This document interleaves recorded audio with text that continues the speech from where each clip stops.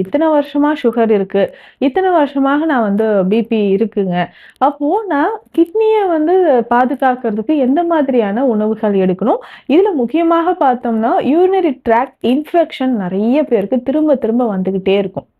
முக்கியமாக சொல்லணும்னா, இது பெண்கள். பெண்களுக்கு அடிக்கடி நமக்கு யூரினரி ட்ராக்ட் இன்ஃபெக்ஷன் ஏற்பட நெறைய வாய்ப்புகள் இருக்கு.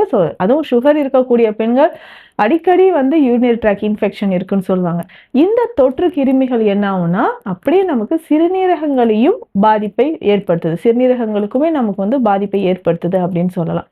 இத தாண்டி பார்த்தோம்னா, ஆண்கள் ஒரு சிலருக்கு இந்த புரோஸ்டேட் கிளாண்ட் என்லார்ஜ்மென்ட் அப்படின்ற ஒரு ப்ராப்ளம் இருக்கும். புரோஸ்டேட் கிளாண்ட்லயும் நமக்கு பார்த்தோம்னா என்லார்ஜ்மென்ட் இருக்கிறது.